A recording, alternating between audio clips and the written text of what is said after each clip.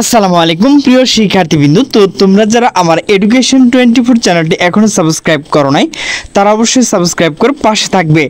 তো তোমরা যারা সরকারি হোমিওপ্যাথিক মেডিকেল শিক্ষার্থী রয়েছে, তো তোমাদের যে শূন্য আসন তো সে তালিকা কিন্তু প্রকাশ করা হয়েছে। তো সে বিষয়ে কিন্তু একটা নোটিশ প্রকাশ করা হয়েছে।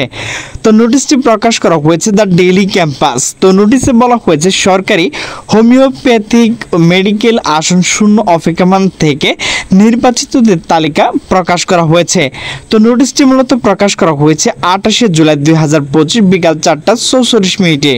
তো নোটিশে বলা হয়েছে সরকারি হোমিওপ্যাথিক মেডিকেল কলেজ 2024-25 শিক্ষাবর্ষে প্রথম বর্ষ BHMS কোর্সের ভর্তির জন্য আসন শূন্য রয়েছে। এজন্য প্রথম দফায় অপেক্ষমান তালিকা থেকে নির্বাচিতদের তালিকা প্রকাশ করেছে স্বাস্থ্য শিক্ষা অধিদপ্তর। তাদের মঙ্গলবার 29শে জুলাই থেকে 7 আগস্টের মধ্যে ভর্তি প্রক্রিয়া সম্পন্ন করতে হবে। স্বাস্থ্য শিক্ষা অধিদপ্তর পরিচালক চিকিৎসা শিক্ষা অধ্যাপক ডক্টর মোহাম্মদ মহিউদ্দিন মাতব্বর স্বাক্ষরিত বিজ্ঞপ্তিতে বলা হয়েছে 2024-25 শিক্ষাবর্ষে BHMS bachelor of homeopathic medicine and surgery কোর্সের মেধা ও পছন্দ আসন শূন্য রয়েছে। প্রথম দফায় ভর্তির পর 15 জন ছাত্রছাত্রী সরকারি হোমিওপ্যাথিক মেডিকেল কলেজ ভর্তির জন্য নির্বাচিত হলো।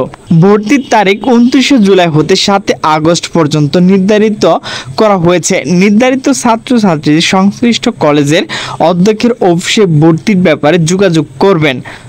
ফলাফল স্বাস্থ্য শিক্ষা অধিদপ্তর ও স্বাস্থ্য অধিদপ্তর ওয়েবসাইট যথাক্রমে এখানে যে ওয়েবসাইটটি রয়েছে dgme.gov.bd অথবা www.dghs.gov.bd হতে পাওয়া যাবে।